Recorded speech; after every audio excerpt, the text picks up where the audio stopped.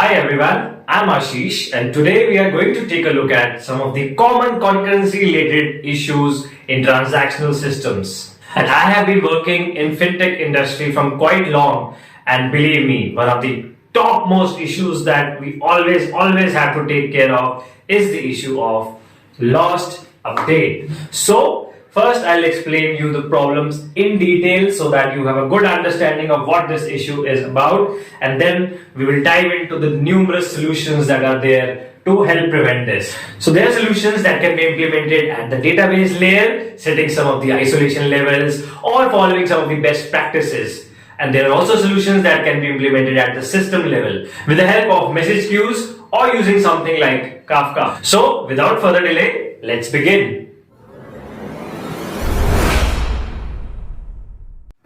Okay, so first let's take a look at the problem at hand. So let's suppose there is a merchant who has QR code on his shop, so something like Vijay Sales, and there are two clients. So client A and client B are trying to make the payment to this QR.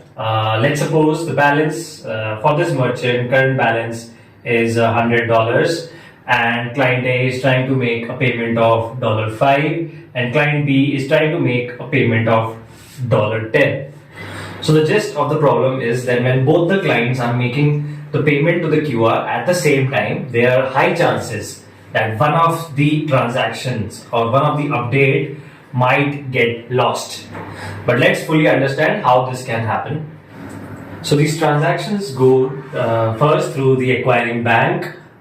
So the bank can be at the rate ICICI or can be Yes Bank, depending on what is the UPI handle that is handling this QR code. And the bank sends these requests to the servers of the responsible FinTech company handling these transactions. So one thing to note that these transactions are sent by the bank in async. So it's already sent the acknowledge that yes, I have received your payment. Why is this important? Because this will be important for some of the solutions that we'll be looking at later. So we'll look at this particular concurrency scenario where the bank sends in parallel these two transactions. So let's suppose a bank sends to increase the balance of Vijay Sales by $10, and in parallel it is also sending to increase it by $5. So we will dive into what actually happens when these servers communicate with the database. So suppose there are multiple servers handling this. So there is server 1 and this is server 2. Both communicate obviously to the same database shard that balances have to be increased for Vijay Sales. So let's look at what this will look like. So let me draw here the two transactions, transaction A and transaction B. So these are the two servers S1 and S2 that are communicating with our database. So this is like transaction A and this is transaction B. So let's say server A does first the get balance for Vijay Sales and it gets in response $100.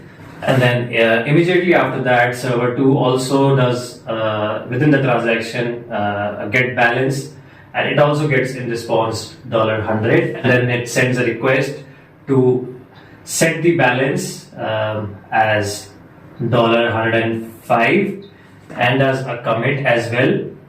And then after this, server 2 does again a set balance, and it updates the balance to 100 plus $10, which is $110, and it does a commit. So as you can see, the problem here is the final balance will be 110 for Vijay Sales, which is wrong. Obviously, it should have been 100 plus $505 and then plus 10, 115.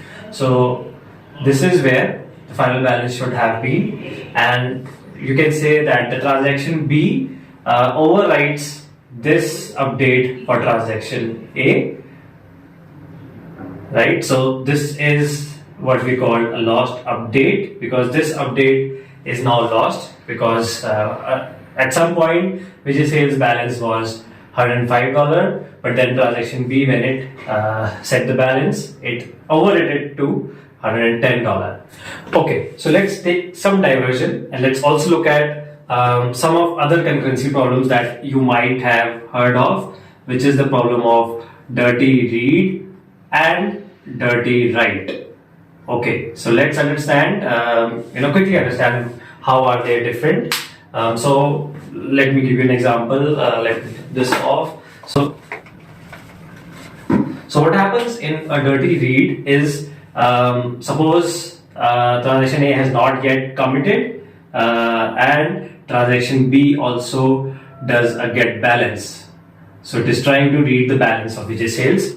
So now when it does a get balance, it will get the balance as $105, but this is wrong because this transaction has not yet been committed. It might be that this transaction might fail and it has to do a rollback. So it should not be reading an uncommitted value. So it should have read it as $100. So this is the problem of dirty read.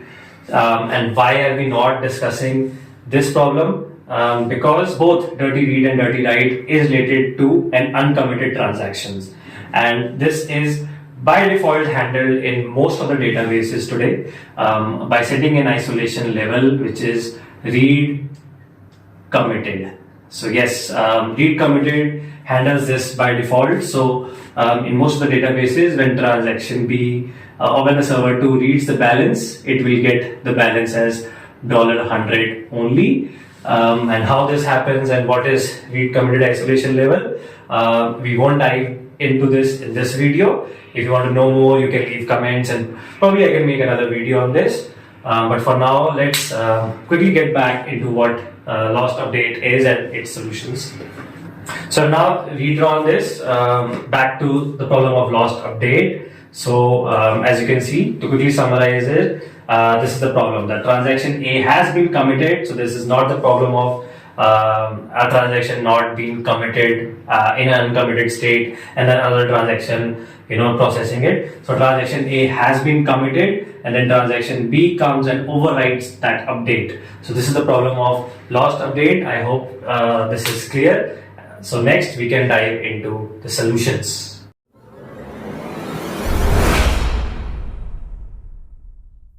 Okay, so the first solution that should come to your mind is why are we getting the balance and then processing and then setting the balance?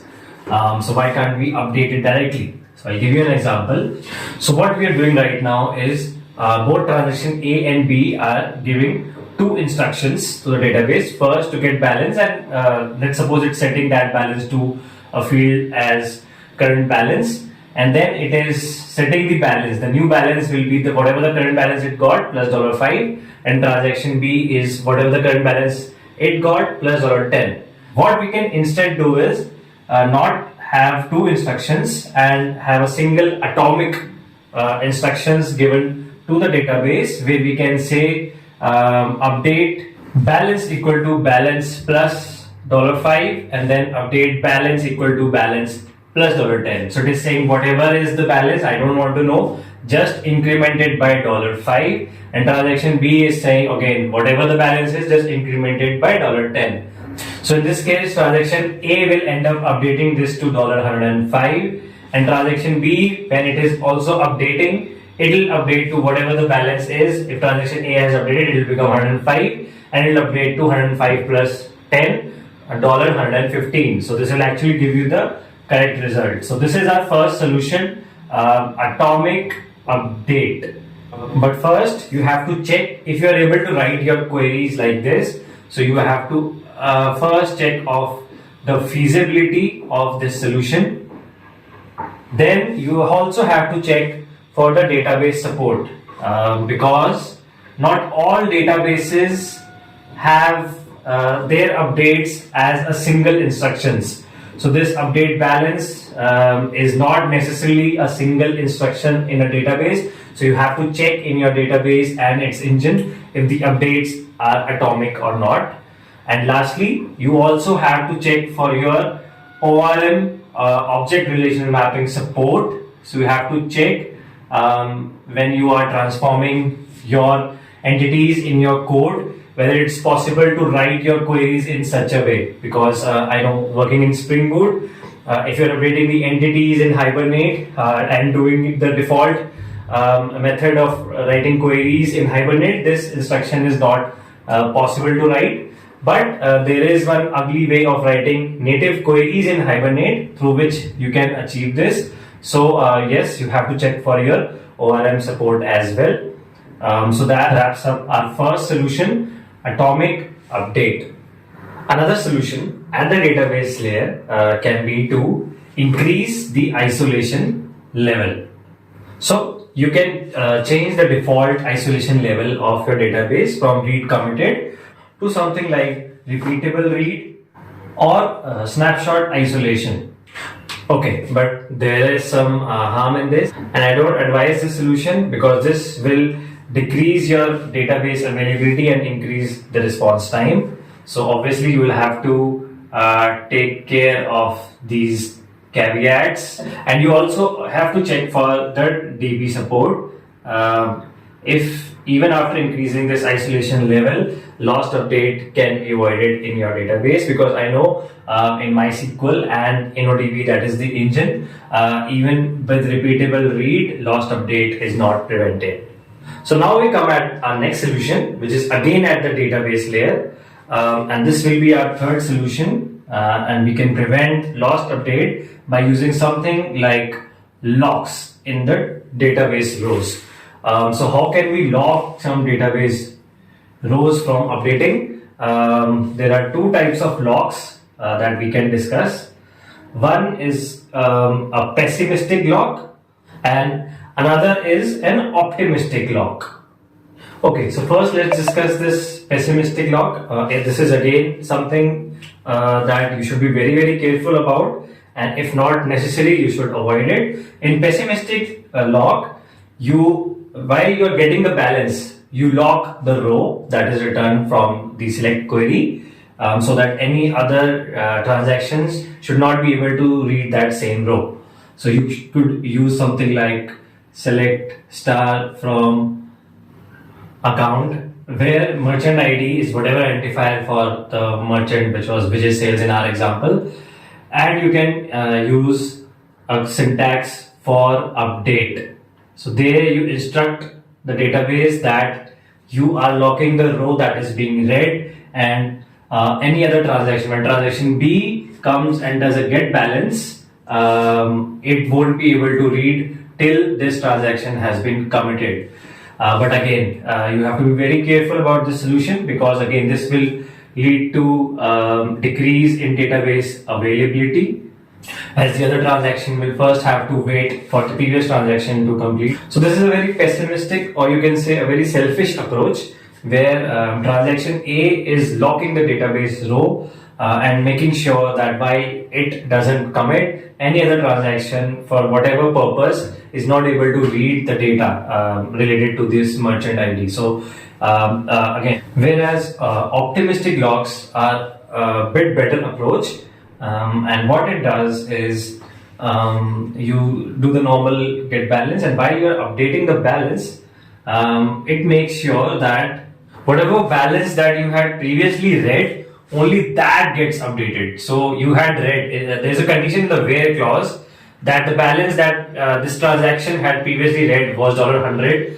So only if the balance right now is $100, then only it gets updated to 110. So this is how transaction B will write the query. So as you can see, if transaction A is already committed, the balance would have changed from $100 to $105. So this update would fail, or you can say give no results. Transaction B will have to make sure that row is not updated. It has to do a retry. So a retry mechanism has to be built, but at the same time, it doesn't affect the overall DB performance or the availability. So this is an optimistic approach, and you can have a lot more clauses in your where you can have versioning also.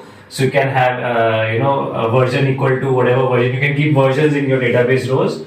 So this approach is definitely better, and this is something that we also follow. Just that you have to make sure that you implement this retry logic in your code. So we've looked at various database solutions to this problem, which involved delaying some transactions or failing it or probably retrying those at a later time. So all these are good solutions, but they do affect the database performance. So there are other ways also to prevent this problem and not affect your DB performance. We'll look at some of the system level solutions now. And if you remember, we talked about the bank sends to the servers the request in an async manner. So it's not that you have to fulfill it at the very moment. It can be a delayed response to the bank, or it can be a delayed processing. So the processing is in asynchronous way. And these solutions that we're going to discuss can only work in such environment. These will not work when you want the transactions to be processed in the same request. So please bear this in mind when we are discussing these solutions.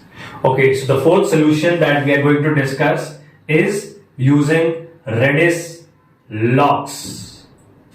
So are both the servers, before giving the instructions to the database to update the balance, they'll first have to acquire this Redis database lock. You can use some key like balance and the identifier of the entity, which is the merchant. So it may be the merchant ID. First, server 1 will acquire the lock for this key, and then server 2, before it can update the database, it will have to see that if it is able to acquire the lock or not. If it is not able to acquire the lock, then it will have to build some retry mechanism so that at a later stage it can again acquire the database lock.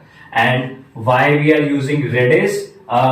Because Redis has a very unique property which makes it very good candidate to be used for concurrency scenario, that all its operations, data operations, run on a single thread. So whenever it is acquiring the lock or setting the lock, and the server 2 is asking again to acquire the lock, all of this is happening in a single thread. So there is no chance of a race condition here.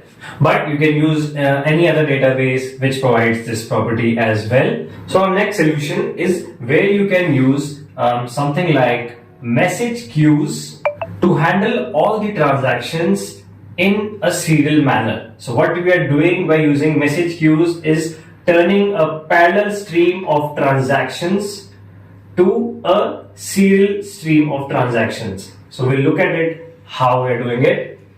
So as we saw earlier, that the bank keeps sending the transactions to the FinTech servers. So it is sending transaction A and B to the streaming server, which also happens to be the producer for the message queue. And the producer's job is just to pass these transactions to the message queue. So first it adds transaction A, and then to the same queue it adds the transaction B. And these are then serially consumed by the server and processed. There is no chance of a race condition or a lost update issue because these transactions are now handled by the server serially. I'll tell you how we do it by using a very popular PubSub system, which is Kafka. Don't know the internals of Kafka, that is completely alright. So what we do in Kafka is we send these transactions to a particular topic. So in our case, we can send it to a topic like update balance, and we use a partition key, which is the merchant identifier. So this is very important. You have to make sure that all the transactions of this particular merchant falls in the same partition. Why is this important? Because Kafka provides one consumer per topic per partition. So by sending it to a particular partition, you are making sure there will only be one consumer processing these transactions for that merchant, and there will be no chance of parallel execution. So you have converted the whole stream to be processed serially. That is how you can avoid the problem of lost update using message queues or a PubSub system like Kafka.